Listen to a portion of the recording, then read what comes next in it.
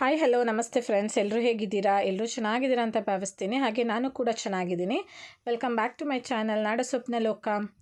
Okay friends, ಇವತ್ತಿನ video ಏನು ಅಂತ ಹೇಳಿದ್ರೆ, ಇವತ್ತು ಒಂದು ರೆಸಿಪಿನ ನಿಮ್ಮ ಜೊತೆ ಶೇರ್ ಮಾಡ್ಕೋತಾ ಇದ್ದೀನಿ. ರೆಸಿಪಿ ಬಂದು ನಾನು 2 ಡೇಸ್ ಬ್ಯಾಕ್ ಒಂದು ರೆಸಿಪಿ ಶೇರ್ ಮಾಡ್ಕೊಂಡಿದ್ದೆ. ಅಂದರೆ ಆಟಿ ಸೊಪ್ಪಿನ ರಸದಿಂದ ಮಾಡಿದಂಥ ಬರ್ಫಿನ ಶೇರ್ ಮಾಡ್ಕೊಂಡಿದ್ದೆ. ಸೊ ಇವತ್ತು ನಾನು ಅದೇ ರಸದಿಂದ ಪಾಯಸ ಅಥವಾ ಅಕ್ಕಿ ಹಾಕಿ ಅನ್ನ ಮಾಡಿ ಯಾವ ಥರ ಪಾಯಸ ಮಾಡ್ಕೊಳ್ಳೋದು ಅಂತ ಹೇಳಿ ನಾನು ನಿಮ್ಮ ಜೊತೆ ಶೇರ್ ಮಾಡ್ಕೋತೀನಿ.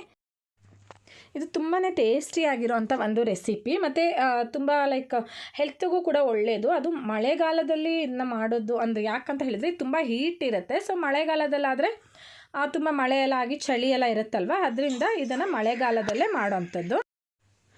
ಸೊ ಒಂದು ಸಲ ನಾವು ಎಕ್ಸ್ಟ್ರಾಕ್ಟ್ನ ತೊಗೊಂಡು ಇಟ್ಕೊಂಡ್ರೆ, ಅಂದರೆ ಸೇಮ್ ಡೇನೇ ಮಾಡಬೇಕು. ಅದನ್ನು ನಾವು ನಾಳೆ ಇಟ್ಕೊಂಡು ಮಾಡ್ತೀವಿ ಅಂತ ಹೇಳಿದ್ರೆ ಚೆನ್ನಾಗಾಗಲ್ಲ. ಸೊ ಇವತ್ತೇನು ನಾವು ಆ ಸೊಪ್ಪಿನ ಎಕ್ಸ್ಟ್ರಾಕ್ಟ್ನ ತೊಗೊತೀವಿ, ಅದನ್ನು ಅವತ್ತೇ ನಾವೇನಾದರೂ ರೆಸಿಪಿ ಮಾಡಿ ಮುಗಿಸ್ಬೇಕಾಗತ್ತೆ. ಸೊ ನಾನು ಮತ್ತೆ ಆ ಎಕ್ಸ್ಟ್ರಾಕ್ಟ್ನ ಯಾವ ಥರ ತೆಗೆಯೋದು ಅಥವಾ ನಾಟಿ ಸೊಪ್ಪಿನ ರಸನ ಯಾವ ಥರ ತೆಗೆಯೋದು ಅಂತ ಹೇಳಿ ತೋರಿಸಲ್ಲ. ಯಾಕಂತ ಹೇಳಿದ್ರೆ ಹಿಂದಿನ ವಿಡಿಯೋದಲ್ಲೇ ತೋರಿಸಿದ್ದೀನಿ. ಸುಮ್ಮನೆ ಅದನ್ನು ತೋರಿಸಿದ್ರೆ ಲೆಂತಿ ಆಗುತ್ತೆ ವೀಡಿಯೋ, ಅದರಿಂದ ನಾನು ಅದನ್ನೇನು ತೋರಿಸಲ್ಲ. ಡೈರೆಕ್ಟಾಗಿ ನಾನು ರೆಸಿಪಿನ ನಿಮ್ಮ ಜೊತೆ ಶೇರ್ ಮಾಡ್ಕೋತೀನಿ. ಓಕೆ ಬನ್ನಿ, ಇವಾಗ ನಾವು ಹೇಗೆ ಮಾಡೋದು ಅಂತ ಹೇಳಿ ನೋಡ್ಕೊಂಡು ಬರೋಣ. ಓಕೆ, ಫಸ್ಟ್ ನಾನು ಇವಾಗ ಇಲ್ಲೊಂದು ಕುಕ್ಕರ್ ತೊಗೊಂಡಿದ್ದೀನಿ. ಸೊ ಕುಕ್ಕರ್ಗೆ ನಾನು ತುಪ್ಪ ಹಾಕ್ಕೊಂಡಿದ್ದೀನಿ. 1 ಟೇಬಲ್ ಸ್ಪೂನಷ್ಟು ತುಪ್ಪನ ಹಾಕ್ಕೊತಾ ಇದ್ದೀನಿ. ಸೊ ಇವಾಗ ನಿಮಗೆ ಡ್ರೈ ಫ್ರೂಟ್ಸ್ ಎಲ್ಲ ಇದ್ದರೆ ನೀವು ಡ್ರೈ ಫ್ರೂಟ್ಸ್ನ ಫ್ರೈ ಮಾಡಿ ಎತ್ತಿಟ್ಕೋಬೋದು. ಸೊ ನನ್ನ ಹತ್ರ ಡ್ರೈ ಫ್ರೂಟ್ಸ್ ಇರಲಿಲ್ಲ, ಅದರಿಂದ ನಾನು ಡ್ರೈ ಫ್ರೂಟ್ಸ್ನೇನು ಹಾಕಿಲ್ಲ. ನೆಕ್ಸ್ಟ್ ಇವಾಗ ನಾನಿಲ್ಲಿ ಅಕ್ಕಿನ ಹಾಕ್ಕೊಳ್ತಾ ಇದ್ದೀನಿ. ನಾನು 1 ಕಪ್ಪಷ್ಟು ಅಕ್ಕಿ ತೊಗೊಂಡಿದ್ದೀನಿ. ಸೊ ಅದನ್ನು ಚೆನ್ನಾಗಿ ತೊಳೆದ್ಬಿಟ್ಟು ಹಾಕ್ಕೊಳ್ತಾ ಇದ್ದೀನಿ. ಇದರಲ್ಲಿ ಬಂದು ನಾನು ಜೀರಿಗೆ ಅಕ್ಕಿ ಅಂತ ಅಥವಾ ಜೀರಾ ಸಾಂಬಾರ್ ರೈಸ್ ಅಂತ ಹೇಳ್ತೀವಲ್ಲ, ಅದನ್ನ ತೊಗೊಂಡಿದ್ದೀನಿ. ನೀವು ಯಾವುದೇ ಅಕ್ಕಿಯಲ್ಲೂ ಮಾಡ್ಬೋದು, ನಾರ್ಮಲ್ ಅಕ್ಕಿಲಿ ಮಾಡಿದ್ರೂ ಕೂಡ ಟೇಸ್ಟ್ ಚೆನ್ನಾಗಿರುತ್ತೆ. ಬಟ್ ನಾನಿವತ್ತು ಇದರಲ್ಲಿ ಟ್ರೈ ಮಾಡೋಣ ಅಂತ ಹೇಳಿ ಮಾಡ್ತಾಯಿದ್ದೀನಿ. ಯಾಕಂದರೆ ನಮ್ಮಲ್ಲಿ ಸ್ವಲ್ಪ ಜೀರಾ ಸಾಂಬಾರ್ ರೈಸ್ ಇತ್ತು. ಸೊ ಇದರಲ್ಲಿ ಟ್ರೈ ಮಾಡೋಣ ಅಂತ ಹೇಳಿ ಮಾಡ್ತಾಯಿದ್ದೀನಿ. ಸೊ ಇವಾಗ ಅಕ್ಕಿ ಹಾಕ್ಕೊಂಡು ಸ್ವಲ್ಪ ಲೈಟಾಗಿ ಫ್ರೈ ಮಾಡ್ಕೋಬೇಕು. ತುಪ್ಪದ ಜೊತೆ ಫ್ರೈ ಮಾಡಾದಮೇಲೆ ನಾನಿವಾಗ ಆಟಿ ಸೊಪ್ಪಿನ ರಸನ ಹಾಕ್ಕೋತಾ ಇದ್ದೀನಿ. ಇಲ್ಲಿ ಬಂದು ನಾನು 1 ಕಪ್, ಈ 1 ಕಪ್ಪಲ್ಲಿ ಅಕ್ಕಿ 1 ಕಪ್ ತೊಗೊಂಡಿದ್ದೆ. ಸೊ 4 ಕಪ್ಪಷ್ಟು ನೀರನ್ನ ಹಾಕ್ಕೊಳ್ತಾ ಇದ್ದೀನಿ ಇವಾಗ. ಸೊ ಇವಾಗ ಇಷ್ಟು ಸಾಕು. ಮತ್ತೆ ನೀರು ಬೇಕು ಅಂತ ಹೇಳಿದ್ರೆ ಮತ್ತೆ ನಾವು ಆ್ಯಡ್ ಮಾಡ್ಕೊಳ್ಳೋಣ. ಓಕೆ, ಇವಾಗ ನಾವು ಇದನ್ನು ಏನಂದರೆ ಇದಕ್ಕೆ ಬೇರೆ ಏನೂ ಹಾಕಿಲ್ಲ, ಅಕ್ಕಿ ಮತ್ತು ನೀರು ಮಾತ್ರ ಹಾಕಿದ್ದೀನಿ. ಸೊ ಸ್ವಲ್ಪ ಚೆನ್ನಾಗಿ ಮಿಕ್ಸ್ ಮಾಡ್ಕೋಬೇಕು. ಒಂದು ಸಲ ಚೆನ್ನಾಗಿ ಮಿಕ್ಸ್ ಮಾಡಿಕೊಂಡು ನಾವಿನ್ನು ಇದಕ್ಕೆ ಕುಕ್ಕರ್ ಲಿಡ್ನ ಕ್ಲೋಸ್ ಮಾಡಿಬಿಟ್ಟು ವಿಶಿಲ್ ಹಾಕ್ಕೊಳ್ಳೋಣ. ಓಕೆ, ನಾನಿವಾಗ ಲಿಡ್ ಕ್ಲೋಸ್ ಮಾಡ್ಕೋತಾ ಇದ್ದೀನಿ. ಇದು ಬಂದು 4 to 5 ಅಂದರೆ 4 to 5 ಅಲ್ಲ 5 to 6 ವಿಶಿಲೇ ಮಾಡ್ಕೋಬೇಕು. ಯಾಕಂದರೆ ಅಕ್ಕಿ ಏನಿದೆ ಇದು ನಾರ್ಮಲ್ ಅನ್ನ ಆಗೋದಲ್ಲ, ಫುಲ್ ಸ್ಮ್ಯಾಶ್ ಆಗಬೇಕು ಅಕ್ಕಿ.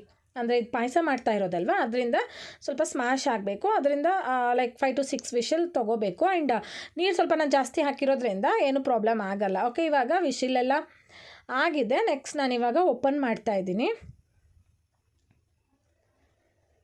ಇವಾಗ ನೋಡ್ತಾ ಇರ್ಬೋದು ಅನ್ನ ಯಾವ ಕಲರ್ ಆಗಿದೆ ಅಂತ ಹೇಳಿ. ಆಟಿ ಸೊಪ್ಪಿನ ರಸ ಯಾವ ಕಲರ್ ಇದೆಯಾ ಅದೇ ಕಲರ್ ಆಗಿದೆ.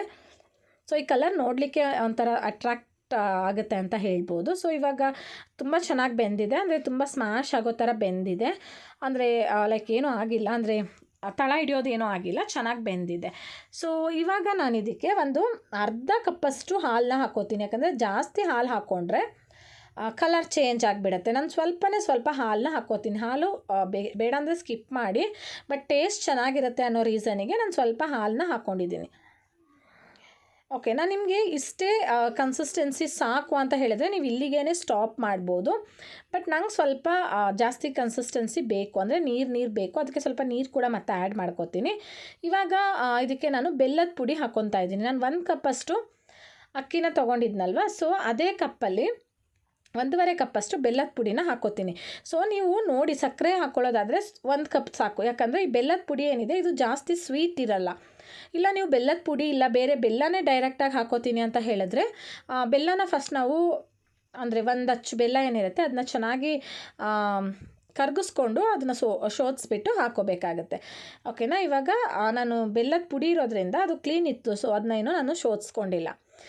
ಇವಾಗ ನಾನು ನೋಡಿದೆ ಬೆಲ್ಲದ ಪುಡಿ ಹಾಕ್ಕೊಂಡಾದಮೇಲೆ ಏನಾದರೂ ಸ್ವಲ್ಪ ನೀರಾಗುತ್ತಾ ಅಂತ. ಯಾಕಂದರೆ ಸಕ್ಕರೆ ಹಾಕಿದ್ರೆ ಸ್ವಲ್ಪ ಕನ್ಸಿಸ್ಟೆನ್ಸಿ ಚೇಂಜ್ ಆಗುತ್ತೆ, ಬಟ್ ಬೆಲ್ಲ ಹಾಕಿದ್ರೆ ಏನೂ ಚೇಂಜ್ ಆಗಲಿಲ್ಲ. ಅದರಿಂದ ನಾನು ಮತ್ತೆ ಸ್ವಲ್ಪ ಮಾಡ್ಕೊಳ್ಳೋಣ, ಅಂದರೆ ಸ್ವಲ್ಪ ಪಾಯಸದ್ದು ಕನ್ಸಿಸ್ಟೆನ್ಸಿ ಮಾಡ್ಕೊಳ್ಳೋಣ ಅಂತ ನೀರು ಹಾಕ್ಕೊಂಡಿದ್ದೀನಿ. ಅಂದರೆ ಆಟಿ ಸೊಪ್ಪಿನ ನೀರೇನಿತ್ತು ಅದನ್ನೇ ಹಾಕ್ಕೊಂಡಿದ್ದೀನಿ.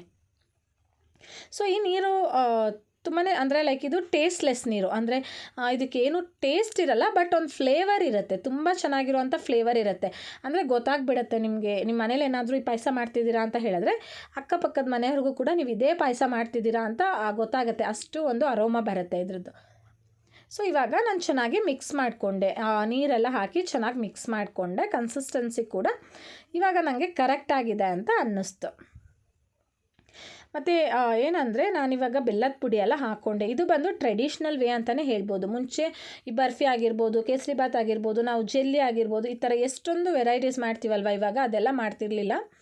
ಜಸ್ಟ್ ಈ ಥರ ಅನ್ನ ಏನು ಮಾಡ್ತಾರೆ ನಾರ್ಮಲಾಗಿ ಅನ್ನ ಮಾಡಿಕೊಂಡು ಆವಾಗ ಬೆಲ್ಲ ಹಾಕ್ತಿದ್ರು, ಸಕ್ಕರೆ ಅಂಥದ್ದು ಕೂಡ ಹಾಕ್ತಿರ್ಲಿಲ್ಲ. ಯಾಕಂದರೆ ಹಳ್ಳಿಗಳಲ್ಲಿ ಮಳೆಗಾಲದಲ್ಲೆಲ್ಲ ಜಾಸ್ತಿ ಟೌನ್ ಆ ಥರ ಎಲ್ಲ ಬರ್ತಾ ಇರಲಿಲ್ಲ ಅಲ್ವಾ. ಸೊ ಅವ್ರ ಮನೇಲಿ ಏನಿದೆಯೋ ಅದರಲ್ಲೇ ಇದನ್ನು ಮಾಡ್ಕೊತಾಯಿದ್ರು. ಸೊ ನಾನಿವಾಗ ಇದಕ್ಕೆ ತೆಂಗಿನ ತುರಿ ಕೂಡ ಹಾಕ್ಕೊತಾ ಇದ್ದೀನಿ. ಏನಂದರೆ ಇವಾಗ ಮನೇಲಿ ಬೆಲ್ಲ ಇರುತ್ತೆ, ಕೆಲವೊಂದು ಸಲ ಬೆಲ್ಲ ಹಾಕೋತಾರೆ, ಇಲ್ಲ ಬೆಲ್ಲನೂ ಟೌನ್ ಕಡೆಯಿಂದನೇ ತೊಗೊಂಡೋಗ್ಬೇಕು, ಸಿಟಿ ಕಡೆಯಿಂದನೇ ತೊಗೊಂಡೋಗ್ಬೇಕು, ಹಳ್ಳೀಲಿ ಅಂಗಡಿ ಎಲ್ಲ ಇರ್ತಿರಲಿಲ್ಲ.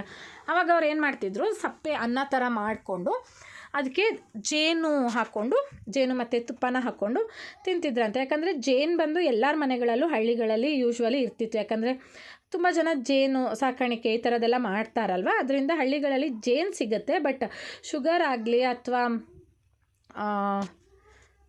ಬೆಲ್ಲ ಆಗಲಿ ಸಿಗಲ್ಲ. ಸೊ ಇವಾಗ ನಾನು ಇದ್ರ ಮೇಲೆ ಸ್ವಲ್ಪ ತುಪ್ಪನ ಹಾಕ್ಕೊತಾ ಇದ್ದೀನಿ.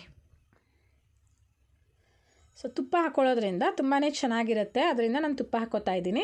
ಮತ್ತು ಏನಂತ ಹೇಳಿದ್ರೆ ಅದೇ ನಾನು ಸ್ಟಾರ್ಟಿಂಗಲ್ಲೇ ಹೇಳಿದೆ ನಿಮಗೆ, ಡ್ರೈ ಫ್ರೂಟ್ಸ್ ಇದ್ದರೆ ಹಾಕ್ಕೋಬೋದು. ನನ್ನ ಮನೇಲಿ ಡ್ರೈ ಫ್ರೂಟ್ಸ್ ಇರಲಿಲ್ಲ, ಅದರಿಂದ ನಾನು ಸ್ಕಿಪ್ ಮಾಡಿದ್ದೀನಿ. ಇವಾಗ ನೀವು ನೋಡ್ತಾ ಇರ್ಬೋದು. ಸೊ ಇವಾಗ ಕನ್ಸಿಸ್ಟೆನ್ಸಿ ಎಲ್ಲ ಕರೆಕ್ಟ್ ಇದೆ, ನಾನು ಆಫ್ ಮಾಡ್ಕೋತೀನಿ. ಓಕೆ, ಇವಾಗ ನಾವು ಪ್ಲೇಟಿಗೆ ಸರ್ವ್ ಮಾಡ್ಕೊಳ್ಳೋಣ. ಅಂದರೆ ನಾನೇನಿಲ್ಲಿ ಸೊಪ್ಪಿಟ್ಟಿದ್ದೀನಿ, ಇದು ಬಂದು ಆಟಿ ಸೊಪ್ಪು, ಅಥವಾ ನಾನೇನು ಇವಾಗ ರಸ ತೆಗೆದೆ ಅಂತ ಹೇಳಿದ್ನಲ್ವ, ಅದು ಸೊಪ್ಪು ಬಂದು ಈ ಥರ ಇರುತ್ತೆ. ನಾನು ಹಿಂದಿನ ವೀಡಿಯೋದಲ್ಲೇ ತೋರಿಸಿದ್ದೀನಿ. ಸೊ ಯಾರಿಗಾದರೂ ಬೇಕು ಅಂತ ಹೇಳಿದ್ರೆ ನಾನು ಲಿಂಕ್ನ ಕೂಡ ಡಿಸ್ಕ್ರಿಪ್ಷನಲ್ಲೇ ಹಾಕಿರ್ತೀನಿ. ಸೊ ಯಾವ ಥರ ಸೊಪ್ಪು ಯಾವ ಥರ ಇರುತ್ತೆ, ಯಾವ ಥರ ಅದ್ರದ್ದು ರಸ ತೆಗೆಯೋದು ಅಂತ ಹೇಳಿ ನಾನು ಹಾಕಿರ್ತೀನಿ, ನೀವು ಚೆಕ್ ಮಾಡ್ಬೋದು. ಇವಾಗ ಬಂದು ಕೊಡಗಿನಲ್ಲಿ ಅಲ್ಲದೆ ಬೇರೆ ಕಡೆ ಕೂಡ ಮಾಡ್ತಾರೆ. ಅಂದರೆ ಕೊಡಗಿನವರು ಇವಾಗ ಬ್ಯಾಂಗ್ಳೂರಲ್ಲಿ ಹೋಗಿ ಸೆಟ್ಲಾಗಿರ್ತಾರೆ. ಇವರೆಲ್ಲ ಏನು ಮಾಡ್ತಾರೆ ಅಂದರೆ ಲೈಕ್ ಅವರ ಫ್ಲವರ್ ಪಾಟಲ್ಲಿ ಈ ಥರ ಗಿಡಗಳನ್ನ ನೆಟ್ಟಿರ್ತಾರೆ. ಅಂದರೆ ಟೆರೇಸ್ ಗಾರ್ಡನ್ ಈ ಥರ ಎಲ್ಲ ಗಾರ್ಡನ್ ಮಾಡಿರ್ತಾರಲ್ವ, ಅಲ್ಲೆಲ್ಲ ಹಾಕ್ಕೊಂಡಿರ್ತಾರೆ. ಸೊ ಇವಾಗ ನಾನು ಪ್ಲೇಟಿಗೆ ಸರ್ವ್ ಮಾಡ್ತಾಯಿದ್ದೀನಿ. ಮೇಲೆ ಸುಮ್ಮನೆ ಹಾಗೆ ಗಾರ್ನಿಷಿಗೆ ಬೇಕು ಅಂತ ಹೇಳಿದ್ರೆ ತೆಂಗಿನ ತುರಿನ ಹಾಕ್ಕೋಬೋದು. ಮತ್ತು ಇದಕ್ಕೆ ನಾವು ಸ್ವಲ್ಪ ತುಪ್ಪ ಹಾಕ್ಕೊಂಡು ತಿನ್ನೋದ್ರಿಂದ ತುಂಬ ಚೆನ್ನಾಗಿರುತ್ತೆ ಟೇಸ್ಟ್. ಓಕೆ, ಈ ವಿಡಿಯೋನ ನೋಡಿದ್ರಲ್ಲ, ನಿಮ್ಮೆಲ್ಲರಿಗೂ ಕೂಡ ಈ ರೆಸಿಪಿ ಇಷ್ಟ ಆಗಿದೆ ಅಂತ ಅಂದ್ಕೊಳ್ತೀನಿ. ಯಾಕಂದರೆ ತುಂಬ ಈಸಿಯಾಗಿ ಮಾಡೋವಂಥ ಒಂದು ಪಾಯಸ ಅಂತಲೇ ಹೇಳ್ಬೋದು. ಎಲ್ಲರಿಗೂ ಕೂಡ ಇಷ್ಟ ಆಗುತ್ತೆ. ಮತ್ತು ಕೊಡಗಿನಲ್ಲಿ ಇರೋರಿಗೆ ಎಲ್ಲರಿಗೂ ಕೂಡ ಇದು ತಿನ್ನಲಿಕ್ಕೂ ಕೂಡ ತುಂಬಾ ಇಷ್ಟ ಇರುತ್ತೆ. ಯಾಕಂತ ಹೇಳಿದ್ರೆ ಇದು ತುಂಬಾ ಒಂದು ಟೇಸ್ಟಿಯಾಗಿರೋವಂಥ ಒಂದು ಪಾಯಸ. ಹಾಗೆ ಲೈಕ್ ಸೀಸನಲ್ ಒಂದು ಸಲ ಮಾತ್ರ, ನಮಗೆ ವರ್ಷದಲ್ಲಿ ಈ ಟೈಮಲ್ಲಿ ಮಾತ್ರ ಇದನ್ನ ಮಾಡೋಕ್ಕೆ ಸಿಗೋವಂಥದ್ದು. ಆಮೇಲೆ ನಮ್ಗೆ ಬೇಕು ಅಂದರೂ ಕೂಡ ಇದನ್ನ ನಾವು ಮಾಡೋಕ್ಕಾಗಲ್ಲ, ಅಂದರೆ ಈ ಟೇಸ್ಟ್ ಮತ್ತೆ ಬರಲ್ಲ. ಯಾಟಿ ತಿಂಗಳೇನಿದೆ ಇಲ್ಲಿ ನಾವು ಮಾಡಿ ತಿಂದ್ರೇ ಟೇಸ್ಟ್ ಜಾಸ್ತಿ. ಸೊ ನೀವು ಕೂಡ ನಿಮ್ಮ ಮನೆ ಹತ್ರ ಎಲ್ಲಾದರೂ ಸೊಪ್ಪು ಸಿಕ್ಕಿದ್ರೆ ಟ್ರೈ ಮಾಡಿ. ಆ್ಯಂಡ್ ಇವಾಗ ಮನೆ ಹತ್ರ ಅಂತ ಇವಾಗ ಲೈಕ್ ಎಲ್ಲ ಕಡೆ, ಅಂದರೆ ಇವಾಗ ಮಡಿಕೇರಿಲೆಲ್ಲ ನಾನು ನೋಡಿದ್ದೀನಿ, ಟೌನಲ್ಲೆಲ್ಲ ಸೇಲ್ ಕೂಡ ಮಾಡ್ತಿರ್ತಾರೆ ಸೊಪ್ಪನ್ನ. ಅಂದರೆ ಹಳ್ಳಿಗಳಿಂದ ತಂದು ಸಿಟಿಗಳಲ್ಲಿ ಸಿಗಲ್ಲ ಅಲ್ವಾ, ಸೊ ಸೇಲ್ ಕೂಡ ಮಾಡ್ತಿರ್ತಾರೆ. ನಿಮ್ಗೇನಾದರೂ ಸಿಕ್ಕಿದ್ರೆ ನೀವು ಕೂಡ ಟ್ರೈ ಮಾಡಿ. ಹಾಗೆ ಹೇಗೆ ಬಂತು ಅಂತ ಹೇಳಿ ಕಮೆಂಟ್ ಮಾಡಿ ತಿಳಿಸಿ. ಫಸ್ಟ್ ಟೈಮ್ ಯಾರಾದರೂ ನನ್ನ ಚಾನಲ್ನ ನೋಡ್ತಾ ಇದ್ದರೆ ದಯವಿಟ್ಟು ಸಬ್ಸ್ಕ್ರೈಬ್ ಮಾಡ್ಕೊಳ್ಳಿ. ಹಾಗೆ ನಾನು ಇನ್ನೊಂದು ವಿಡಿಯೋದಲ್ಲಿ ಸಿಗ್ತೀನಿ. ಅಲ್ಲಿವರೆಗೂ take care. Thank you for watching Nadasoppina ಲೋಕ.